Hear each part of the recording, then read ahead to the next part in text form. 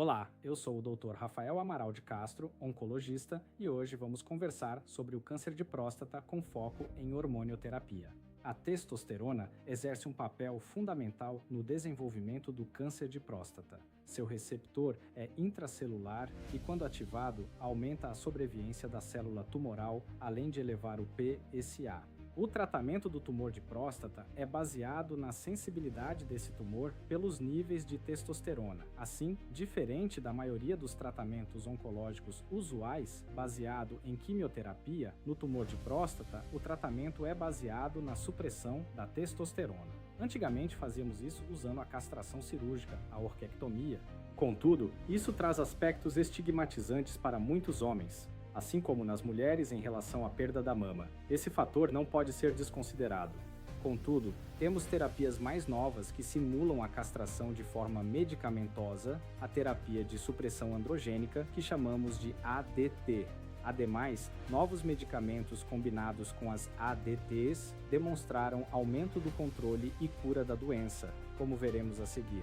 Esses novos tratamentos que bloqueiam a ação da testosterona por meio da inativação do seu receptor, na maioria dos casos, chamamos de ARPs. Para ilustrar a importância dessas duas classes medicamentosas, as ADTs e as ARPs, vamos abordar 4 cenários diferentes da doença. E em cada um deles, quando relevante, mencionaremos as combinações com quimioterapia, especificamente com o docetaxel, que tem seu valor em situações especiais. O câncer de próstata é o segundo tumor masculino que afeta 1,4 milhões de homens em todo o mundo.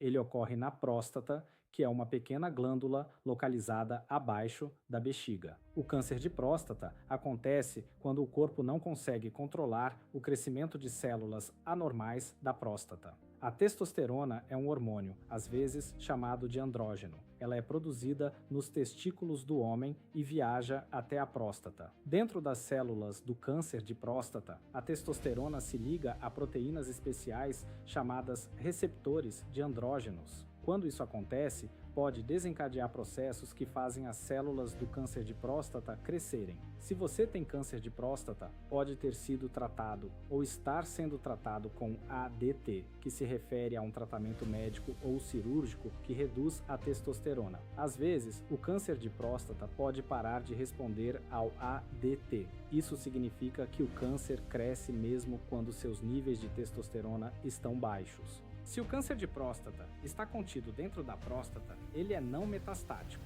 O câncer de próstata pode se tornar metastático, o que significa que ele se espalha para fora da próstata para outras partes do corpo. Um dos principais locais de metástases são os ossos. As ARPs são comprimidos.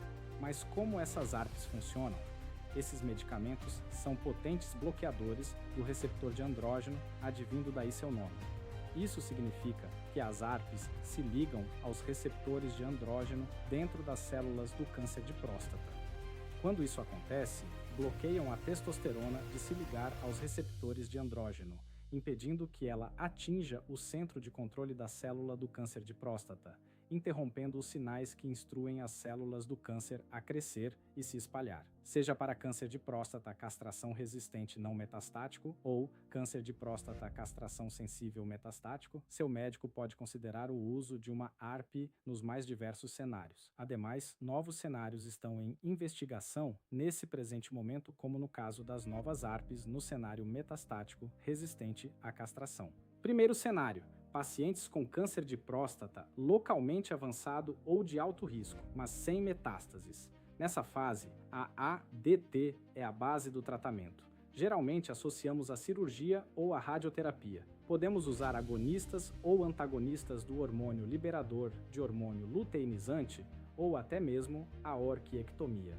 A ADT reduz os níveis de testosterona ao suprimir o eixo central no hipotálamo, inibindo a formação de LH e FSH, que por sua vez diminui a produção de testosterona no testículo, que alimenta o tumor. Geralmente feita de forma subcutânea, com períodos que levam de 1 mês a até 1 ano, dependendo do fármaco e marca. Geralmente usamos de 3 em 3 meses. Recentemente, estudos como o STAMPEDE e o RETUG-16 mostraram que adicionar um bloqueio do receptor androgênico como o enzalutamida ou a abiraterona, a ADT aumenta a taxa de controle da doença localizada. Por exemplo, a adição de enzalutamida reduziu o risco de recidiva em 30%, e isso foi observado em 5 anos de acompanhamento. Os efeitos colaterais mais comuns são fadiga, ondas de calor e risco de fraturas devido à perda óssea.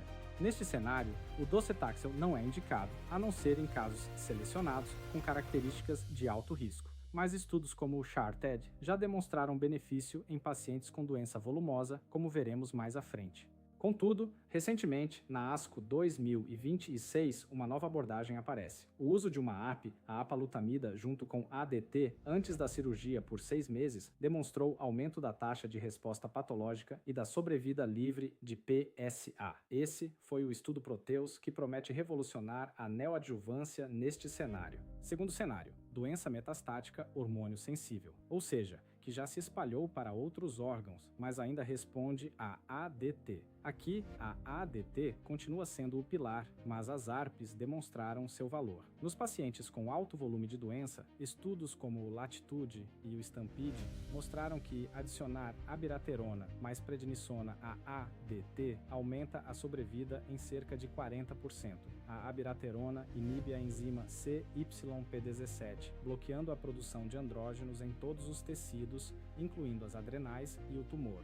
Bloqueia também o cortisol, o que leva o risco de insuficiência adrenal, que por sua vez leva à alteração do sódio e potássio, além da capacidade e defesa. Daí a necessidade de repor cortisol, como a prednisona. Outra opção é o enzalutamida, com resultados semelhantes. A enzalutamida age bloqueando o receptor de andrógeno, já demonstrado aqui pelo vídeo, impedindo a sinalização androgênica. Não requer reposição de prednisona. Nesse cenário de alto volume, outra opção de combinação com ADT é a quimioterapia com docetaxel, conforme os estudos SHAR-TED e Stampede. Também melhora a sobrevida, especialmente em pacientes com doença volumosa. Por exemplo, no SHAR-TED, a adição de docetaxel aumentou a sobrevida em 13 meses. Portanto, para pacientes aptos à quimioterapia, a combinação tripla de ADT, bloqueio androgênico e docetaxel pode ser considerada. Os efeitos colaterais incluem neutropenia, neuropatia e fadiga com o docetaxel, além dos já mencionados da ADT. É importante destacar que a definição de não metastático evoluiu. Atualmente, com a imagem por PET-PSMA, muitos pacientes que seriam considerados não metastáticos podem ter doença oligometastática, o que pode mudar a abordagem. Por fim, abordemos a terapia tripla com docetaxel. O estudo ARASENS é o principal aqui. Ele avaliou darolutamida mais docetaxel e ADT versus placebo mais docetaxel e ADT em pacientes com câncer de próstata metastático hormônio sensível. A darolutamida é um inibidor do receptor de andrógeno com estrutura química diferente, que parece ter menos interações medicamentosas e menor penetração no sistema nervoso central, resultando em menos eventos adversos como fadiga e quedas. O resultado foi uma redução de 32% na mortalidade, além de benefícios em tempo até a progressão. A combinação de um inibidor do receptor de andrógeno com quimioterapia e supressão androgênica representa a intensificação do tratamento para pacientes de alto volume. É crucial selecionar adequadamente os candidatos, considerando performance, status e comorbidades, pois a toxicidade é maior. Ainda nesse cenário metastático, sensível à castração, mas em baixo volume de doença, os estudos Latitude, Stampede, ENZAMET e TITAN são paradigmáticos. O Latitude avaliou abiraterona mais prednisona em combinação com ADT em pacientes com doença de alto risco. O resultado principal mostrou uma redução de aproximadamente 38% no risco de morte, com ganho significativo em sobrevida global. Já o Stampede, com seu braço de abiraterona, confirmou esses achados em uma população mais ampla, incluindo pacientes de risco intermediário. O benefício foi consistente, com aumento da sobrevida global e do tempo até a progressão. Enzalutamida, por sua vez, foi estudada no ENZAMET e também no ARCES. Mas o ENZAMET é o que mais nos interessa. Esse estudo mostrou que enzalutamida mais ADT reduziu a mortalidade em cerca de 34% em comparação com ADT isolada. O Titan avaliou apalutamida, outra molécula que também bloqueia o receptor de andrógeno, mas com propriedades farmacocinéticas distintas. O Titan demonstrou redução de 33% no risco de morte e, de forma notável, também reduziu o risco de progressão para a doença resistente à castração em mais de 70%. A apalutamida tem a vantagem de uma meia-vida longa e boa penetração no sistema nervoso central, embora isso possa trazer risco aumentado de eventos neurológicos. Vale lembrar que todos esses estudos tiveram perfis de toxicidade manejáveis, mas é importante monitorar hipertensão, hipocalemia e retenção hídrica com abiraterona e fadiga, quedas e fraturas com enzalutamida e apalutamida, uma observação digna de nota e que a darolutamida com ADT sem quimioterapia ainda está sendo avaliada nesse cenário e até o momento não tem autorização pelos órgãos regulatórios. Terceiro cenário: doença não metastática resistente à castração, ou seja, quando o tumor volta a crescer apesar da ADT, mas sem metástases visíveis. Nesse cenário, estudos como o PROSPER e o SPARTAN demonstraram que adicionar enzalutamida ou apalutamida à ADT retarda o aparecimento de metástases e melhora a sobrevida. O docetaxel não é indicado aqui, pois não há evidência de benefício sem metástases. Os efeitos colaterais são similares aos anteriores, com maior atenção para quedas e hipertensão. Aqui, 3 grandes estudos mudaram a prática: PROSPER, SPARTAN e ARAMIS. O PROSPER avaliou enzalutamida versus placebo, ambos em combinação com ADT, e mostrou redução de 71% no risco de metástase ou morte. O SPARTAN, com apalutamida, demonstrou redução de 72% no mesmo desfecho. Já o ARAMIS, com darolutamida, mostrou redução de 59% no risco de metástase ou morte. Quarto cenário: doença metastática resistente à castração, quando o câncer já se espalhou e não responde mais à ADT isolada. Aqui, as opções incluem bloqueio androgênico de segunda geração, como abiraterona, enzalutamida, ou quimioterapia com docetaxel ou cabazitaxel.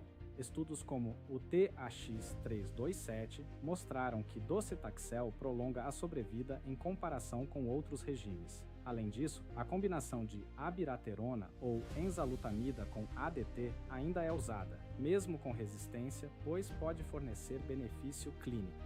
Por exemplo, no estudo AFIRME, o enzalutamida reduziu o risco de morte em 37%, e o docetaxel continua sendo uma opção importante, com cerca de 40% de redução do antígeno prostático específico. Os efeitos colaterais incluem toxicidade hematológica e cardíaca. Aqui, os estudos COA301 e COA302 avaliaram abiraterona, respectivamente em pacientes pós- e pré-quimioterapia com docetaxel. O COA301 mostrou redução de 35% na mortalidade, enquanto o COA302 mostrou ganho de sobrevida global e melhora significativa no tempo até a progressão. Já os estudos AFIRM e PREVAIL avaliaram enzalutamida no mesmo contexto. O AFIRM demonstrou redução de 37% no risco de morte e o PREVAIL, em pacientes pré-quimioterapia, reduziu a mortalidade em 29% e o risco de progressão em mais de 80%. Neste cenário, também devemos considerar a toxicidade. Em pacientes mais frágeis, a abiraterona pode exigir reposição de corticoides e a enzalutamida pode exacerbar comorbidades neurológicas. A escolha entre elas deve levar em conta o perfil do paciente. Importante ressaltar que não há esquema triplo com ARP, quimioterapia e ADT no cenário metastático resistente à castração. Neste cenário, contudo, já temos novas terapias como inibidores de PARP para pacientes com mutações em genes de reparo de DNA, como olaparib, e terapias com radioisótopos, como o rádio 223 para metástases ósseas e o lutécio 177P-SMA. A imunoterapia ainda tem papel limitado, mas estudos continuam. Esses serão temas de vídeos específicos. Lembre-se, cada caso é único e a decisão deve ser compartilhada com seu médico. O importante é entender as opções e os potenciais benefícios e riscos. Aproveito para convidar a todos a visitarem o meu portal www.rafaelcastroonco.com.br e lá visitarem o site Neo Access para pacientes e Oncopraxis para profissionais de saúde. Fique por dentro das novidades em oncologia.